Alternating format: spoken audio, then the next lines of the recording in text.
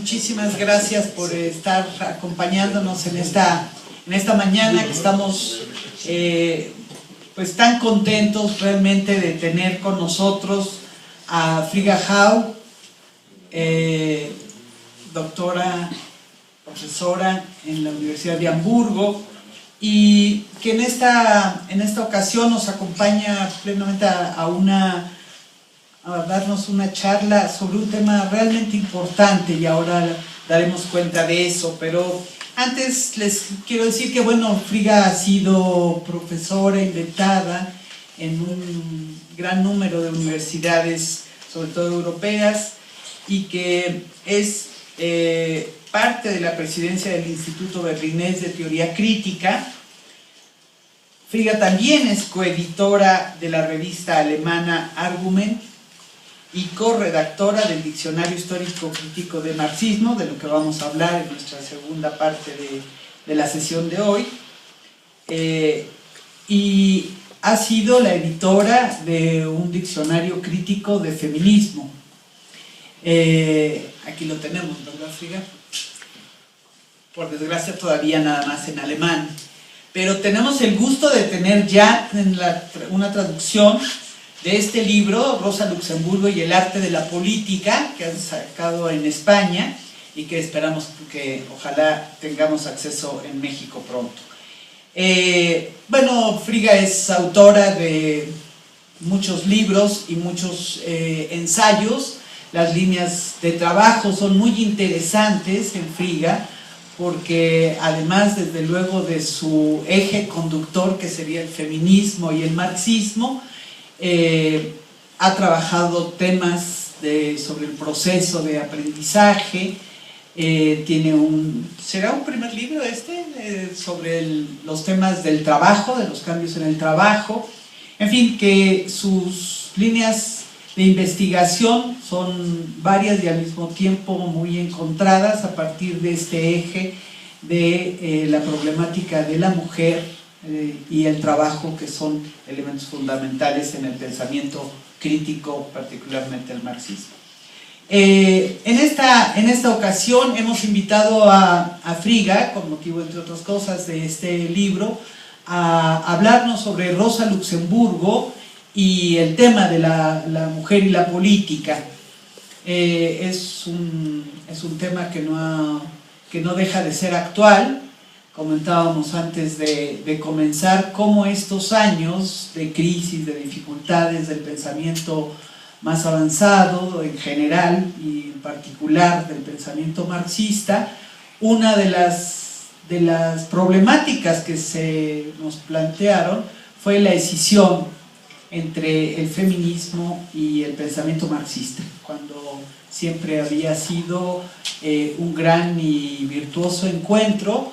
De pronto nos encontramos con importantes corrientes que buscaban la diferenciación con el pensamiento marxista. Creo que es signo de los tiempos, y que en la medida en que aparecen trabajos como el de Frigga, podemos decir que vamos de salida de ese túnel oscuro. En muchos ámbitos se nota, ya lo platicaremos en la siguiente parte en relación con el diccionario. Lo observamos, una recuperación, una elaboración en muchos ámbitos del pensamiento marxista. Y bueno, no quiero alargarme porque vamos a tener el asunto de la traducción. Bueno, Frigga va a leer algunas partes en español, pero quiere inicialmente hablarnos en inglés, que es donde se siente más a gusto, aunque las preguntas y demás, el diálogo que tendremos al final con ella puede ser muy bien en español, creo yo. Bueno, pues sin más, le doy la palabra a Frigga Haug. Muchas gracias, Frigga. Muchas gracias. ¿Está abierto? Sí. ¿Puede entenderme? No. Más cerquita. Siempre tengo problemas con el tipo. ¿Más alto o más cerca? No funciona, no solo. No funciona.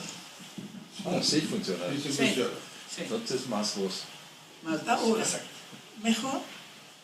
O si quieres te cambio. Este está más fuerte. Eso no es fuerte, no puedes oírme. We have a common difficulty which I hope we can overcome, because as far as I know from talks here, Rosa Luxemburg is unknown as a theoretician. She is known as a martyr and revolutionary fighter for peace and violence, definitely not as a symbol for women's liberation. Bueno, el problema de comunicación es que todos creen saber algo sobre Rosa Luxemburgo, pero la conocen como mártir de la cosa del movimiento obrero. La conocen como amigos de flores y de gatos, tal vez, y de la paz, pero no la conocen como una cabeza más importante de la primera generación de marxistas en teoría. Después de Marx era la primera a escribir una gran obra, Acumulación del Capital, en el mismo nivel como Marx. I know, since you might not know anything about her, I just remind you who she was, give some dates who she was, because she's just an incredible person not to know, and it's a dramatic life. Algunos hechos sobre su vida, es un personaje increíble, bueno, es la introducción que va a dar ahora. She comes from a Polish Jewish family of entrepreneur in Wood, and visited a feminine college. And in this time she already started working with the workers' movement. Therefore, she had to leave the country as a political emigre in the age of 18. A 18 ya tenía que refugiarse, ir fuera del país, de Polonia, donde venía de una familia burgués judía, y de estudiante de escuela, no sé cómo se dice, de liceo, ya se trabajó con el movimiento obrero, es por eso que tenía que ir en exilio. Go in exile to Zurich in Switzerland, and there she studied natural sciences, mathematics, political sciences and political economy, and wrote a doctor's thesis on the industrial development of Poland in the age of 26. At this time she spoke 7 languages. Bueno, estudiaba en Suiza, y espero que todo tenga todo bien en mi memoria. Estudiaba ciencias naturales, matemática, ciencias políticas, economía política, y hablaba, ¿cuántos? 7. Es increíble, 7 idiomas. ¿En qué edad? 26. 26. Bueno, aquí estamos. Already in this time, in the exile, she published a Polish journal together with other immigrants who were in Switzerland at this time. And 1 year later, she went to Berlin to write her first big book, Social Reform and Revolution. Bueno, editaba una revista polonesa, ¿cómo se dice? Polaca, una revista polaca, y 1 año después iba a Berlín, donde escribía su gran trabajo muy importante en la historia de la internacional sobre reforma y revolución. Sí, to work with the Social Democratic Party. Now, just 2 more items, and you know who she was before she fell into oblivion. She was for 10 years the representative in the International in Brussels for Litauen and Poland. Litauen, I don't know what Litauen is in English. Lithuania. Worked side by side with Lenin. For 7 years she taught in the party school in Berlin, the only female party teacher. Kennst du das? Bueno, 10 años representante en la internacional para 2 países, Lituania y el otro era Polen. Polonia, claro. Y 7 años enseñaba en la escuela del partido. La Y única mujer. la única mujer de maestra de esa escuela. In 1914, she founded the Grupo Internacional, the Intergrupo Internacional, as a protestation against the credit for war. I can't do this all because it's a long history, but it's a break now.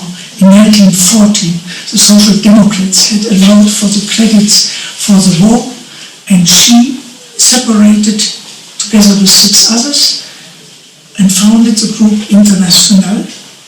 Bueno, es el momento muy dramático, es como 89 casi, el momento de agosto de 14, porque la Internacional ha cometido la gran traición de sí misma. Eso.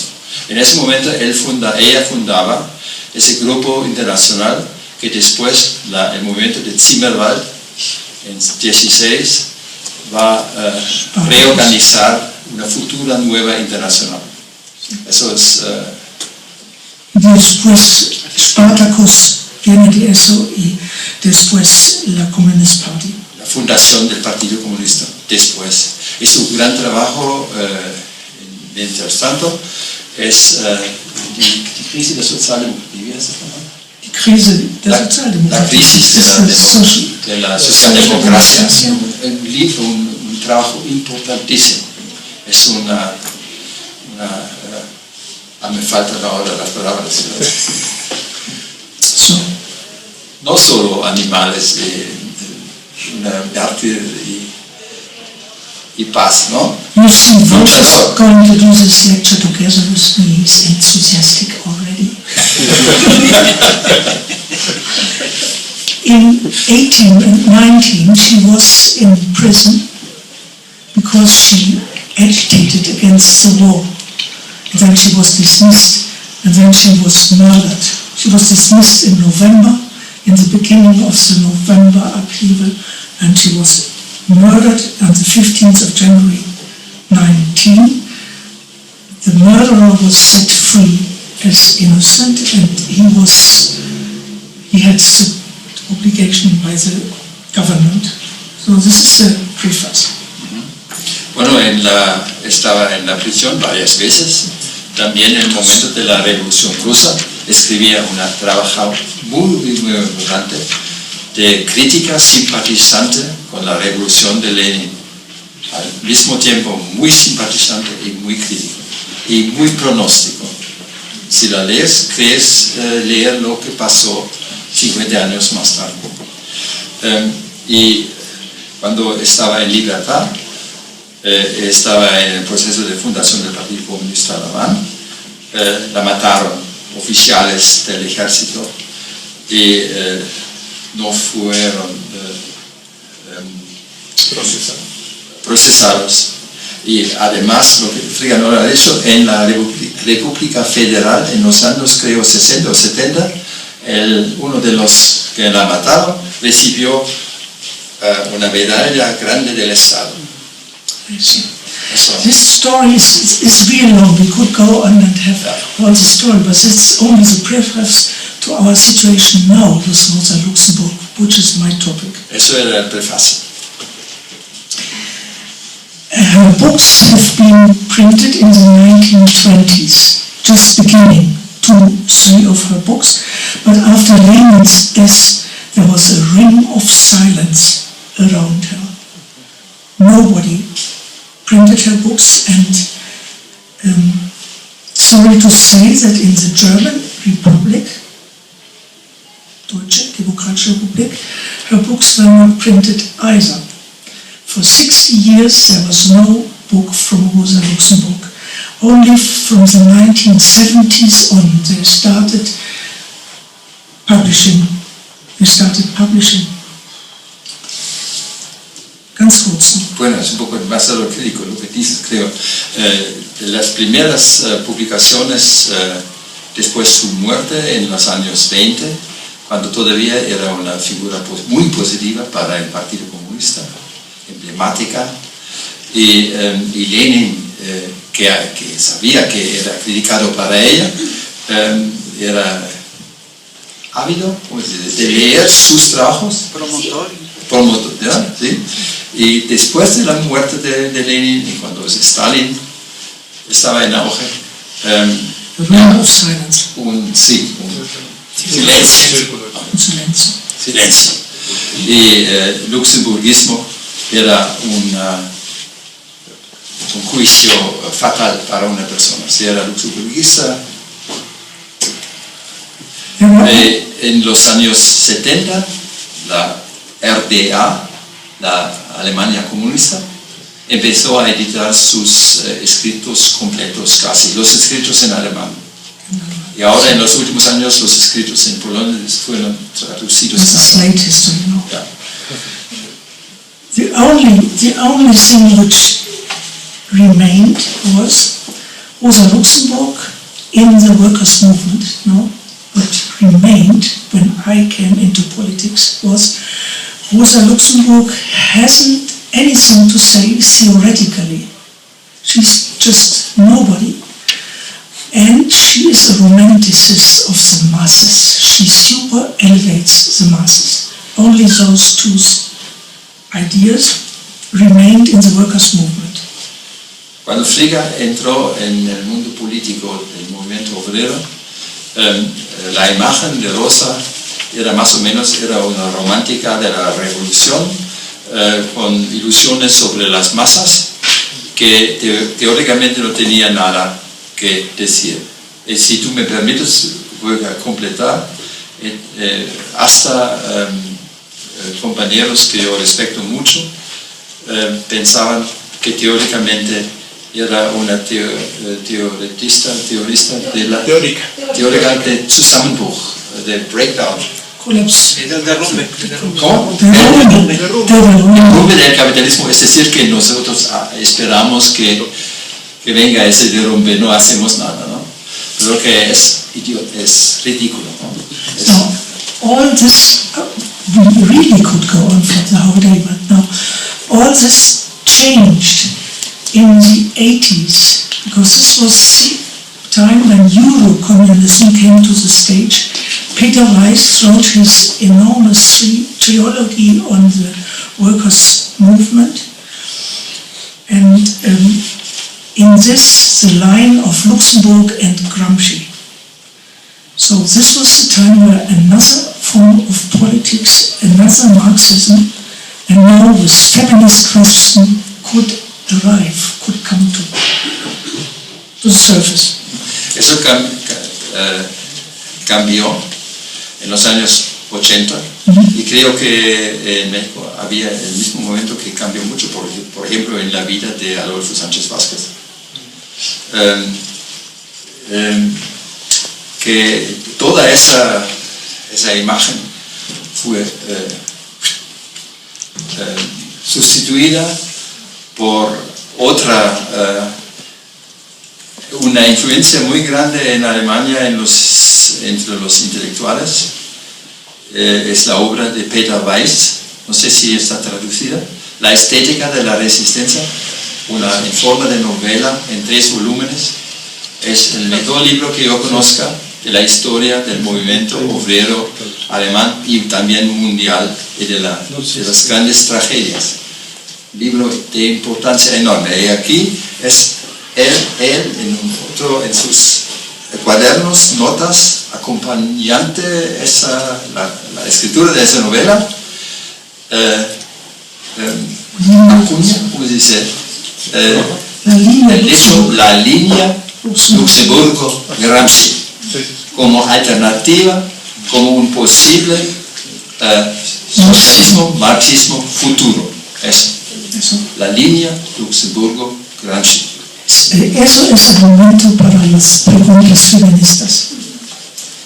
Pero tenemos la situación de eine Legende. Ahora habla español. Es muy difícil para nosotros, para Trigger un poco más. Una leyenda, ¿no? Es la palabra. Es correcto, leyenda se dice así. Sí, leyenda. Hemos hablado de eso ya, que hay una leyenda que Rosa es la mujer de flores y animales y todos esos sentimientos queridos y eso. A un lado, a otro lado, es un revolucionario sangriante, violencia y revolución, los todos uno al lado del otro.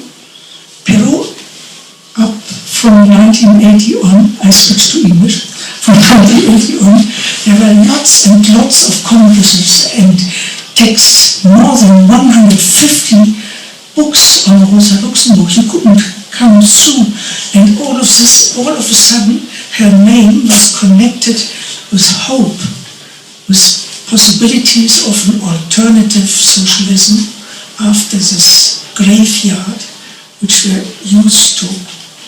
But I finished the sentence.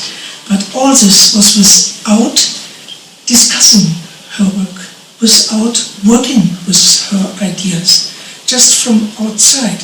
So that all of a sudden she seemed somebody like a cloud, like somebody from a different epoch.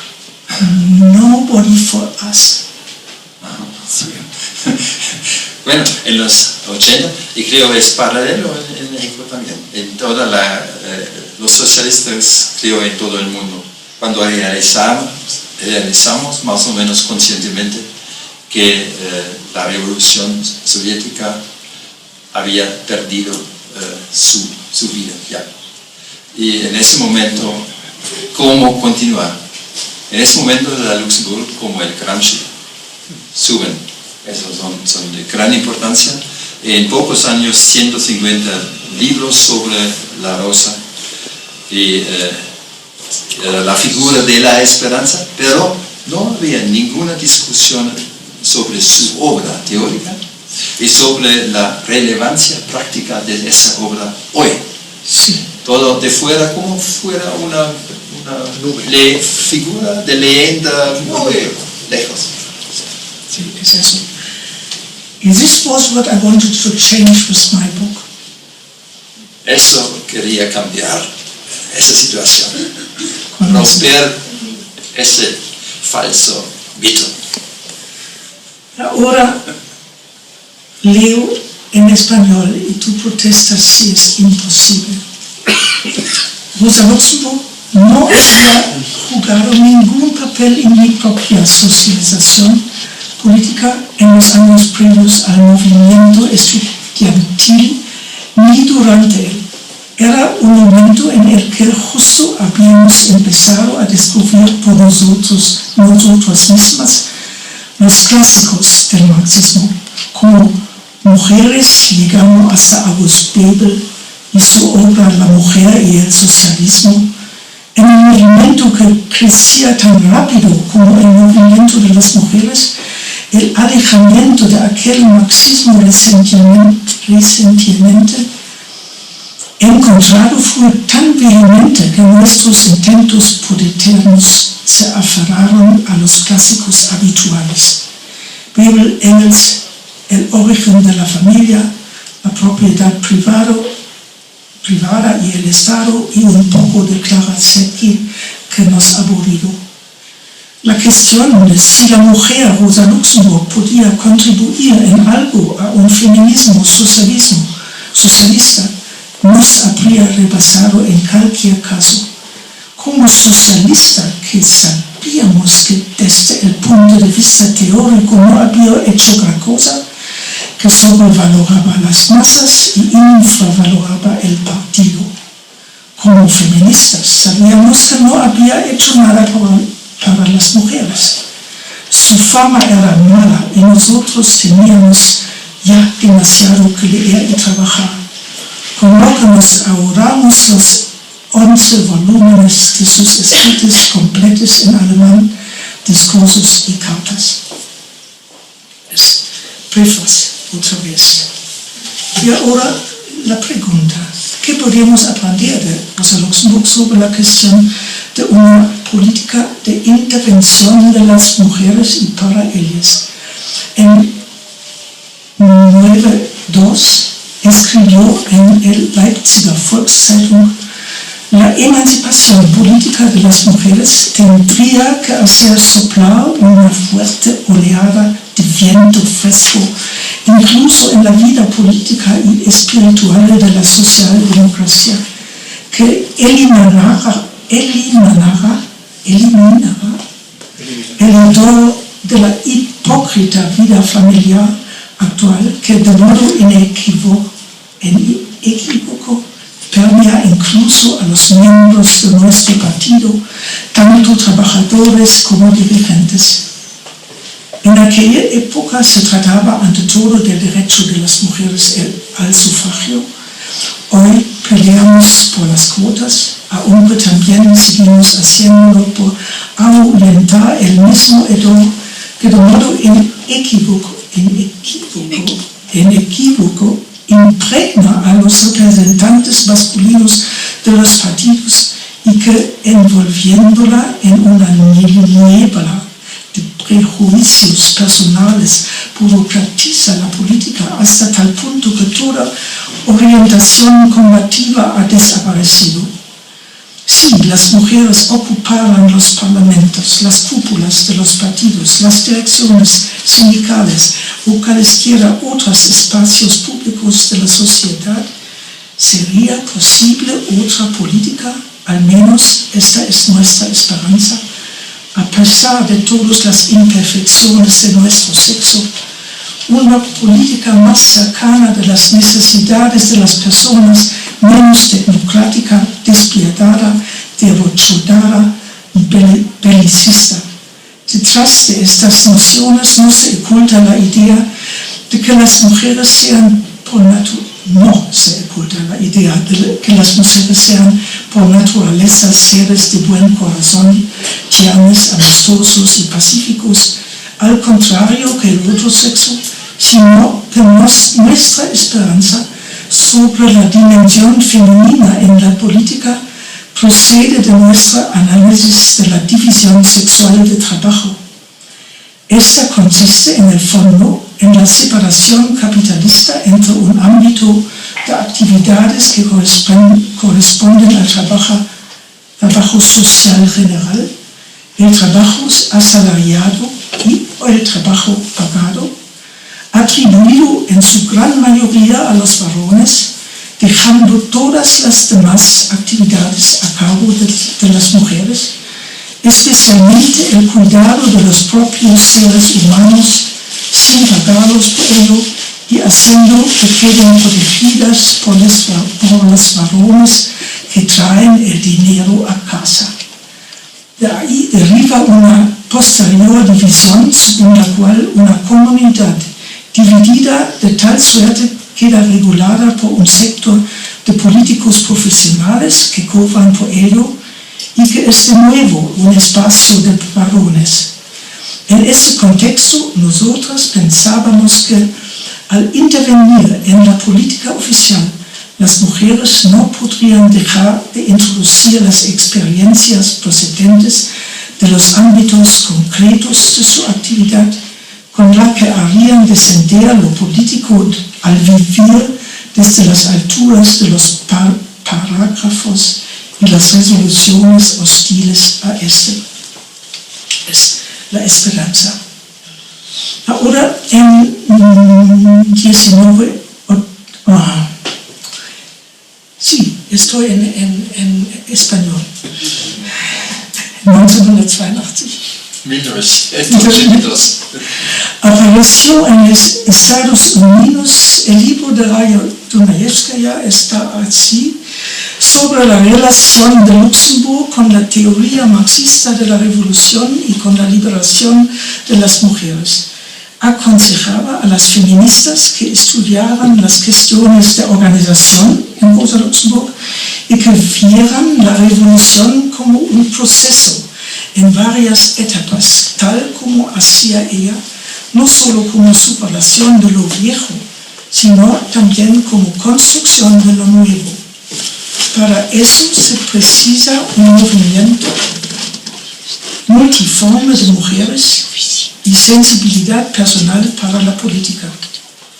Pero más importante todavía es que toma la persona de Luxemburg como un modelo posible para mujeres que quieren liberarse. Precisamente el hecho de que se resistirá a restringirse a la cuestión femenina y que en vez de ello constantemente rebasará las fronteras habituales de lo femenino, tanto en sus escritos como en sus discursos.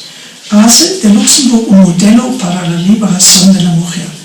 Dunajevskaya nos cuenta entusiasmada que Luxemburg se estrenó públicamente como apasionada oradora con solo 26 años, que rompió con su compañero sentimental a causa de discrepancias políticas, o sea que vivía y juzgaba con independencia y se opone a la interpretación de muchas biografías masculinas de Luxemburg, como por ejemplo el famoso Nettel, de acuerdo con las cuales los años tras la ruptura con Leo Horowitz habrían sido años perdidos. Por el contrario, según ella, fue justamente el momento en que Luxemburg emprendió las controversias políticas más importantes, en que escribió sus escritos de mayor interés y durante el cual fue la única profesora femenina en la escuela del partido. Según la tesis de Dunajevskaya, la liberación de la mujer empieza justamente cuando las mujeres piden la palabra en público y manifiestan su oposición, rebasando de ese modo doblemente las fronteras de lo femenino. Ahora otro capítulo sobre la lenguaje. Ya el lenguaje de Luxemburg plantea más desafío. Se obstina en emplear palabras que nos contrarían. En primer lugar, términos militares. Por ejemplo, el partido está en primera línea hombro con hombro, hombre a hombre, a pesar de que en la época del movimiento feminista nos hemos vuelto más sensibles para el evidente sesgo masculino del lenguaje.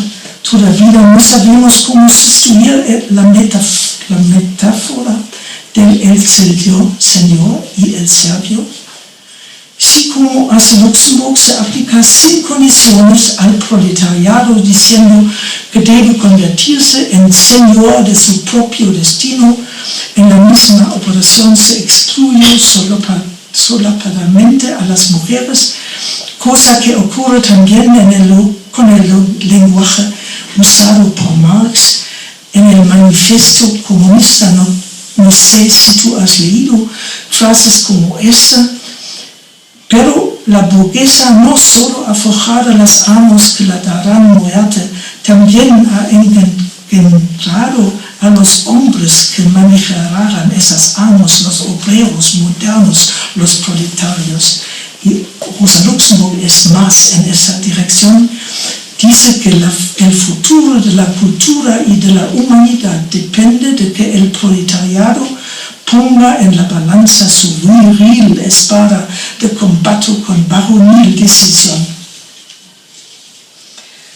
Pongamos el uso del lenguaje en la cuenta del movimiento obrero, en el que Luxemburg se calificó a sí misma y a Clara Zetkin alguna vez como los dos últimos hombres de la socialdemocracia.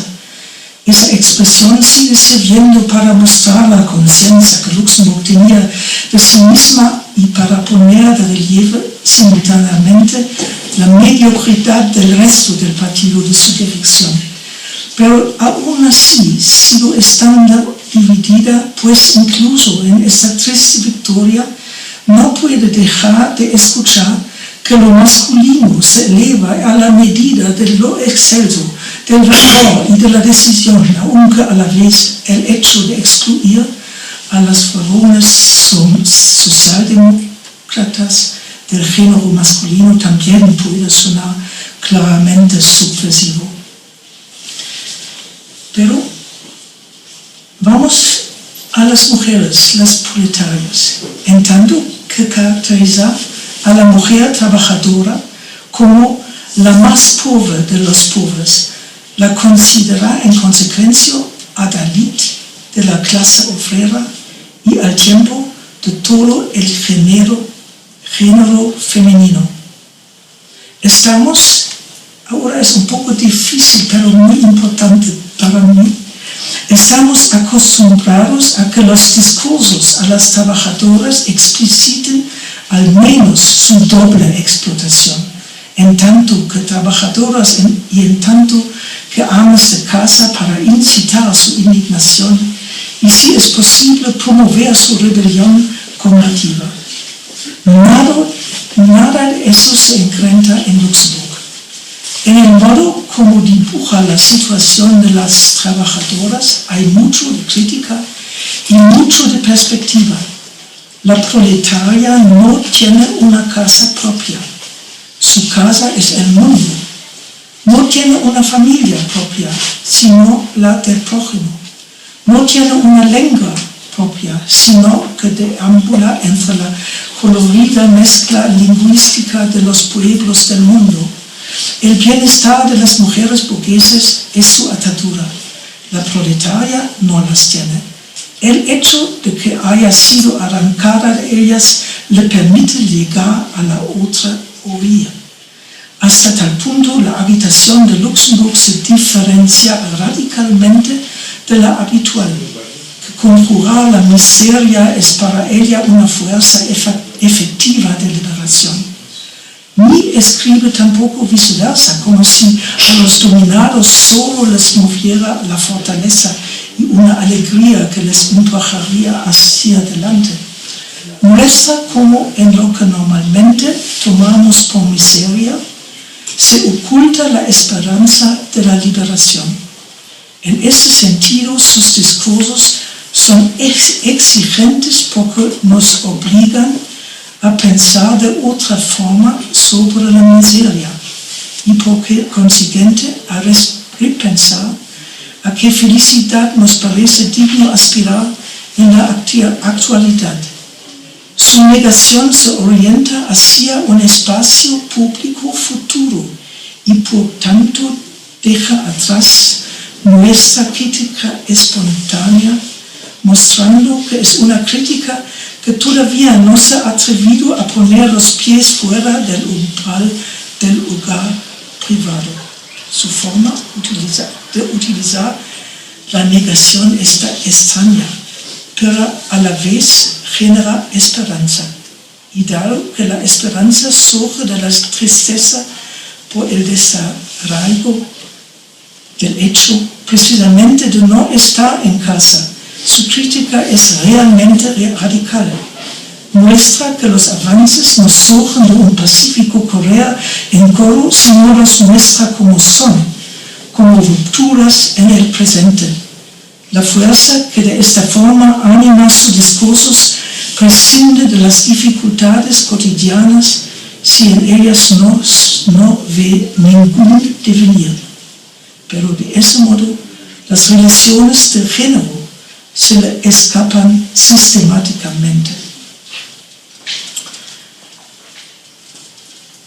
Los términos masculinos militares y el uso frecuente y peculiar de imágenes procedentes del mundo de la mujer no son las únicas dificultades lingüísticas. Es el capítulo 2, las masas ahora, que Luxemburgo hace que nos rompamos la cabeza. Sin dar señal alguno de retractarse, o al menos de dudar, ahí están palabras como masa y Führung. ¿Qué es Führung en español? Oriente, dirección. Cuyo uso nos resulta desagradable y que por eso nos produce rechazo. Tras la palabra masa se esconde una política ideológica de varios siglos que orienta la praxis de las multitudes y nuestros propios sentimientos y formas de comportarnos. Visto desde nuestro punto de vista pequeño burgués, las masas siempre son los otros. Son una actividad continua sin objetivo, un enorme barullo. Claro que sabemos que formamos parte de ella, pero sin embargo podemos distanciarnos de la masa en tanto que hablamos de ello. Este sentimiento contradictorio es resultado de una formación ideológica. Su efecto es mantener intocada la ideología sobre las masas. Luxemburg escribe en contra de nuestros hábitos lingüísticos y por ello se nos revelan como formas amuralladas de pensar. Masa lo son los de abajo, aquellos para quienes hay cultura de masas, que hemos aprendido a criticar como chapuza idiotizadora y a la que solo prestamos atención con una mala conciencia hasta cierto punto santurrona, y consumo de masas que despolitiza y turismo de masas que transforma los anhelos de belleza de nuestras esperadas vacaciones justamente en odio de masas. Dejando atrás nuestras dudas anteriores, leemos el entusiasmo que Luxemburg siente por las masas. Masa, eso es el pueblo, cuando está en movimiento, cuando se reúne y se transforma. A la masa también pertenecen los intelectuales que ayudan al movimiento a acceder a la palabra. La masa no necesita ningún dirigente, justamente porque ella es el pueblo que se ha vuelto político.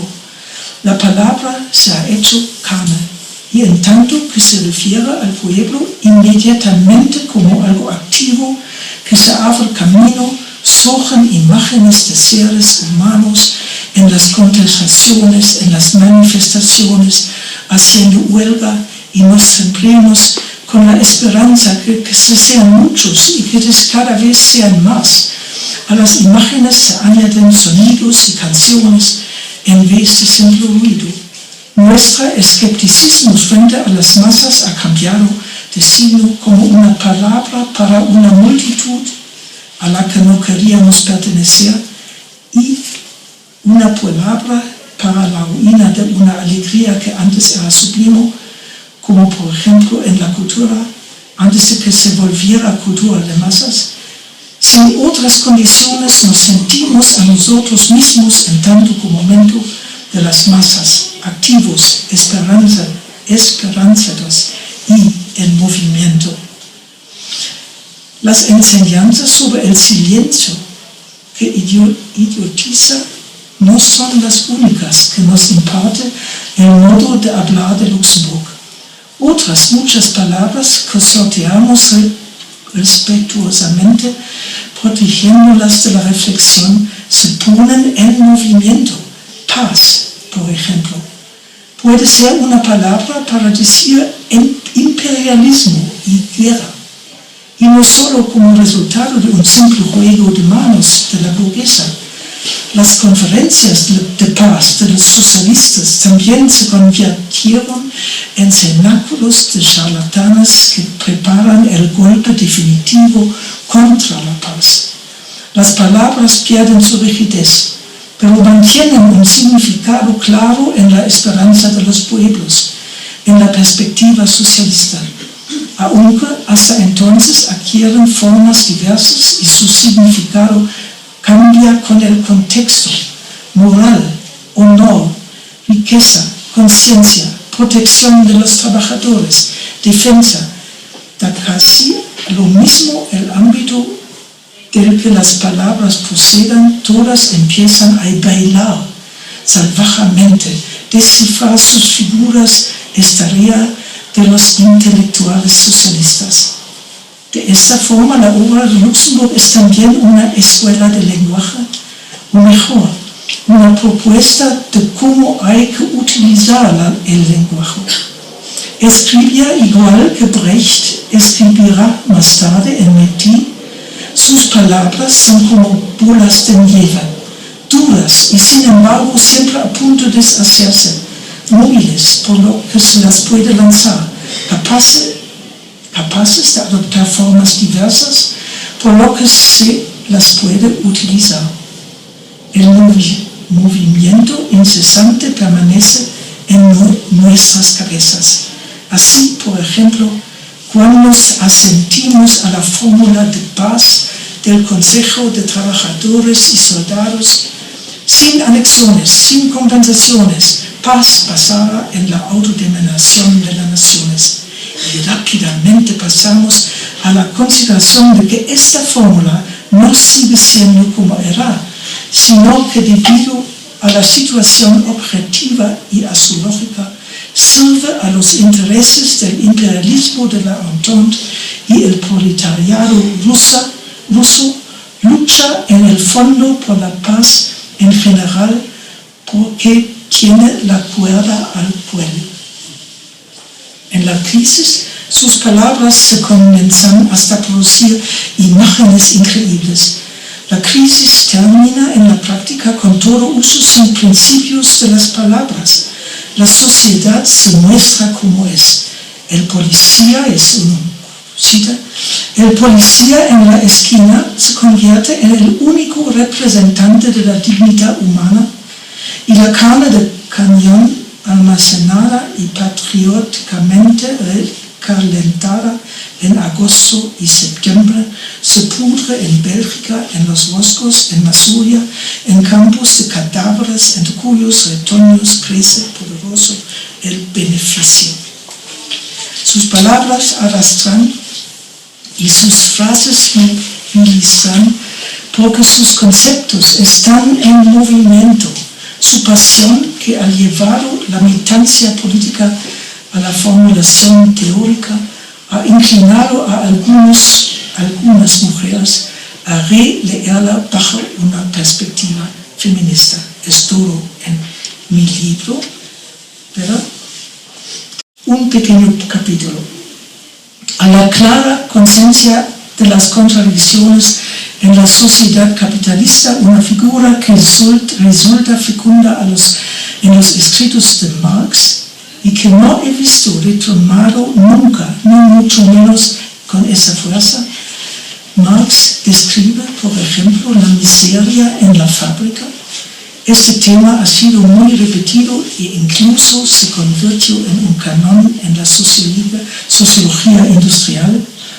Marx caracteriza a los trabajadores con los peores atributos, tales como embrutecidos, agobiados, agotados, unilaterales, hundidos moralmente, pero después da un salto para construir a partir de estas mismas criaturas la esperanza de un cambio, la revolución y la perspectiva socialista.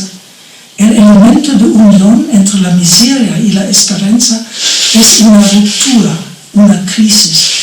Por ello puede ocurrir que nuestros sentimientos espontáneamente estén del lado de lo viejo, que constituye un traba para la nueva sociedad. Veas a modo de prueba el famoso pasaje del Manifiesto Comunista, todas las relaciones firmes y enmohecidas con sus secuelas de ideas y conceptos venerados desde antiguo se disuelven y todos los de formación naciente envejecen antes de poder osificarse.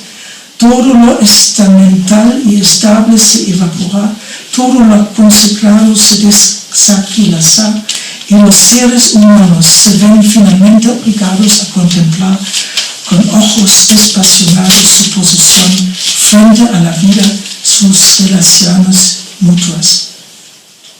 A pesar de que el contexto es claramente negativo, debemos saludar el hundimiento de lo venerable, de lo firme, de lo estable, de lo sagrado. En el capital, las rutinas, el secreto, el saber del experto están del lado de lo que se hunde.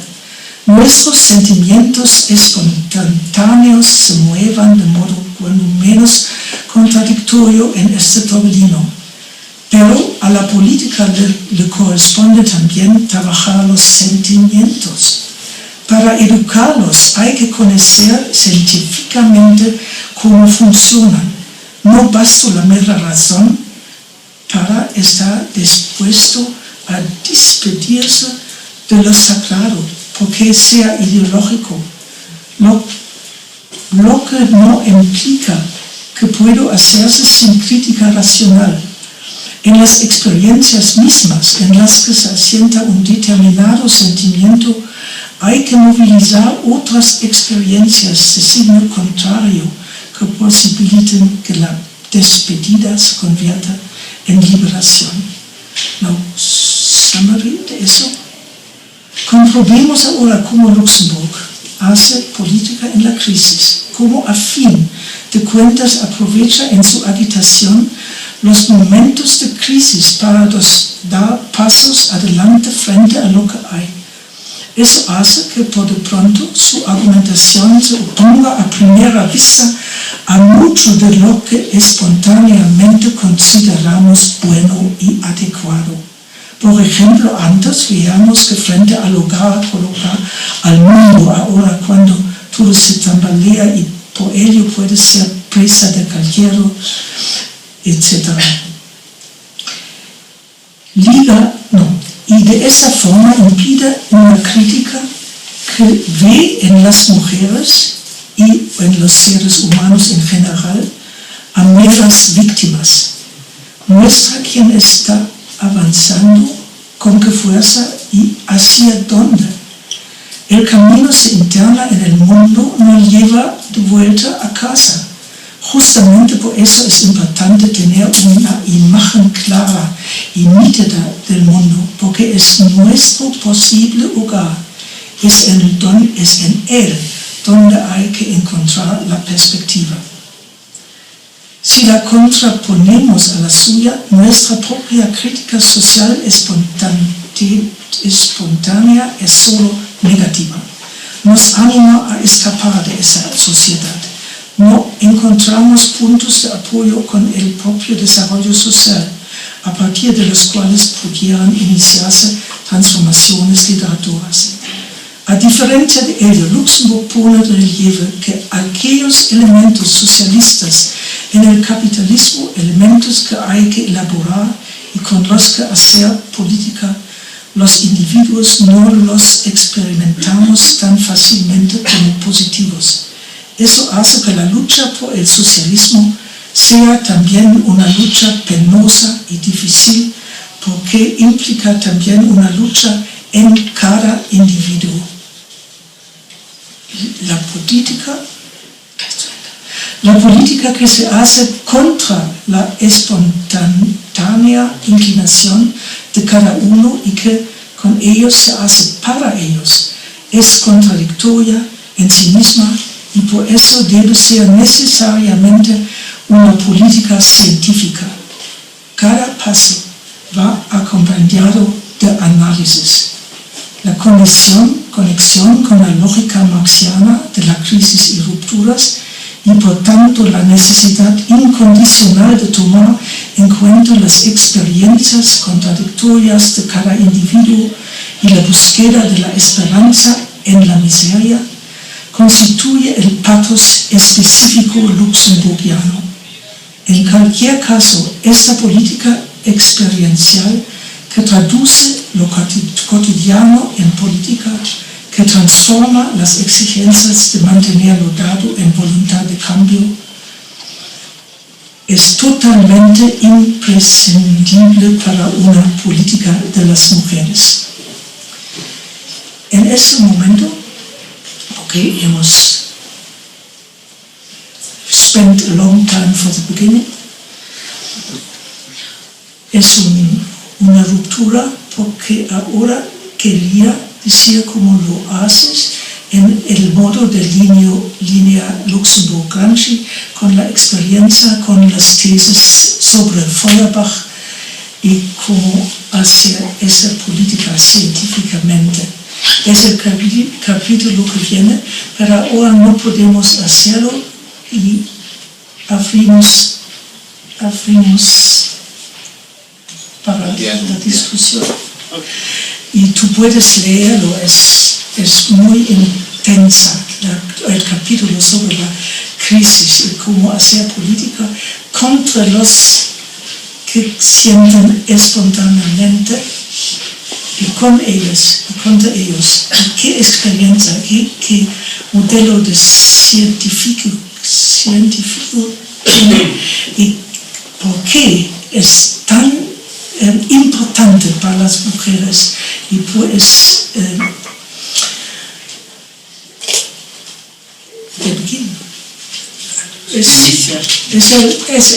es el inicio de una política nueva, marxista, que vive y que puede estar por el ciento que viene. Y puedes en eso ver que una política radical de liberación de las mujeres solo puede formularse y realizarse como proyecto general de liberación de los seres humanos, así y solo así.